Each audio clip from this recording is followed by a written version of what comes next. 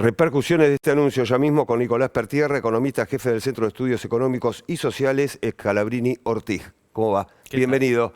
Bueno, a ver, ¿hacia dónde apunta esto que recién decía y escuchábamos del presidente Alberto Fernández, que será presentado este proyecto en el Congreso de la Nación los primeros días de diciembre, este plan económico? ¿Apunta este plan económico a dónde? Y me parece que tiene dos frentes principalmente el gobierno, ¿no? Uno abierto en el frente de la deuda con el Fondo Monetario, muy importante, que está también condicionado a llegar a acuerdos con muchos actores distintos, desde la oposición en el Congreso, desde el staff del Fondo Monetario y hasta con los países que estarán por detrás del Fondo Monetario. Entonces es un escenario muy condicionado. Y el otro escenario me parece que es el de la situación económica y social, donde ahí sí no puede resignar margen de maniobra, porque eso sí es responsabilidad, diría, casi enteramente del gobierno, ¿no? Entonces, está enfocado principalmente al primer tema con la necesidad de no renunciar a los propios instrumentos que necesita para garantizar una mejor situación económica los próximos 2 años. Ahora uno supone que en el caso de la inflación, que es uno de los problemas estructurales que tiene la República Argentina, debería haber algún acuerdo que supere los acuerdos que conocemos hasta el momento. Digo, el acuerdo de precios de la canasta básica, el acuerdo de los medicamentos. Digo, ¿cómo suponés que podría desandar el camino para precisamente, no sé si solucionar, pero reducir el problema de la inflación, que además impacta en el salario, ¿no? Sí, coincido totalmente en que los acuerdos sectoriales generan desde el lado de la gestión un esfuerzo muy grande, estar negociando constantemente con distintos sectores y se termina diluyendo el esfuerzo. Me parece que los acuerdos que vimos apuntaron a poner un paraguas en una situación de 2 meses, de fin de año, que son también momentos más delicados, sobre todo el tema de precios y no tener esa preocupación en el tope de la agenda, pero para el año que viene sí me parece que estos acuerdos sectoriales tienen que empezar a formar parte de algo más integral. Hasta esta altura era difícil pensar en un acuerdo amplio con sectores económicos, sociales y políticos porque estábamos en el medio de un contexto electoral. Claro. Esto se empieza a alejar en el horizonte, empieza a quedar atrás y el año que viene me parece que es el momento como para empezar a avanzar en esa agenda también. Hablabas recién, Nicolás, del Fondo Monetario Internacional, de un posible acuerdo. A ver, no este año, hay que pensar en el 2022, pero un acuerdo con el fondo, ¿o vos creés que de aquí a fin de año podría haber un acercamiento en cuanto a una posición de la República Argentina y que sea aceptado finalmente por el FMI? Bueno, me parece que como lo planteó el presidente, la primera semana de diciembre vamos a conocer cuál es la posición argentina en definitiva. Después tiene que responder el fondo, ¿no? Obviamente. Exactamente, sí.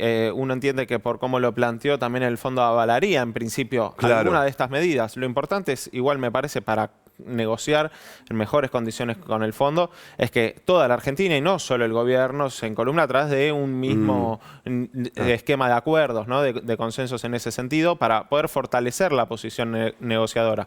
Porque va a ser una agenda en la que tenga que avanzar con acuerdo o sin acuerdo con el Fondo Monetario, ¿no? Entonces eso es importante que se Es más fácil con acuerdo que sin acuerdo de ya, ¿no? Totalmente, porque bueno, también el Fondo Monetario le interesa tener del otro lado de la mesa de negociación un gobierno argentino que sea más concesivo. No está descartado que ese escenario se le pueda dar al fondo a partir de 2023. Entonces, por ahí prefiere llegar a un acuerdo más de corto plazo y esperar a que algún gobierno más concesivo por el lado de la Argentina aparezca, pero bueno, eso limitaría mucho también la capacidad que tenga el gobierno para la recuperación. Ahora, Nicolás, uno imagina que si se habla de un programa económico será un paquete de leyes el que se envía al Congreso. ¿Cómo es posible consensuar, por ejemplo, el tema precios, el tema inflación, con una oposición que pide la desregulación absoluta y que no haya un Estado interviniendo precisamente en el mercado para cuidar, por ejemplo, el salario de los trabajadores? Sí, una posición y también un sector empresario que ha sido muy beligerante, me parece. Sobre todo, por ejemplo, lo vimos en el año pasado con la pandemia. El sector de la Copal, que nuclea grandes empresas de alimentos, sobre todo, que son las que dirigen la entidad, tuvo, diría, los comunicados más vehementes en contra del gobierno, a pesar de que era una situación de pandemia, a pesar de que sus balances mejoraban, y el acuerdo de precios en ese momento ni siquiera eran 1.400, eran muchos menos, eran casi la mitad, hacía que el tono de la discusión fuera muy alto. Me parece que en este contexto ya se vio que el gobierno no es una fuerza política que está fuera del mapa político, todo lo contrario. A pesar de, uno diría, ver los últimos datos económicos, en inflación no parecían los más alentadores de cara al escenario electoral. A pesar de eso consiguió un apoyo importante. Bueno, me parece que estos sectores son los que particularmente tienen un colchón de precios muy importante para el año que viene. Esos colchones de precios me parece que los tiene que empezar a hacer jugar el gobierno y que se empiecen a achicar, porque si no va a ser muy difícil trabajar sobre la inflación en esas condiciones.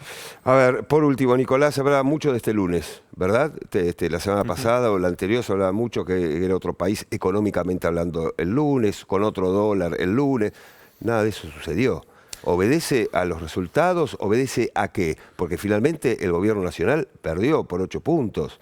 No es que triunfó en la elección. ¿Qué fue lo que sucedió entonces? Me parece que lo que sucedió es que era, por el lado de la regulación, me parece tanto financiera como económica, el gobierno tenía los instrumentos para administrar este periodo preelectoral y diría el inmediato postelectoral. Me refiero a los próximos 2 meses, de acá a fin de año. Muchos de esos recursos, por ejemplo, el Banco Central, hay sectores que incluso en este contexto venían hablando de atraso cambiario, ¿no? Algo realmente que es muy ridículo en una economía argentina que exporta más de lo que importa, tiene un saldo positivo. Está bien, por ahí para el que si esos dólares se tuvieran que destinar a todos los que quieren ahorrar en dólares, sí, está claro que no alcanza. Lógico. Pero para la economía real productiva, el tipo de cambio es competitivo y el Banco Central pudo acumular reservas y utilizarlas para administrar esas tensiones. No quiere decir que tampoco de vuelta, de acá al mediano y largo plazo, el año que viene, sin ir más lejos, probablemente veamos un escenario distinto, porque cualquiera sabe, ¿no? Economista, no economista, sabe que inflación del 3,5% y evaluación del 1% no es una cosa que dure indefinidamente.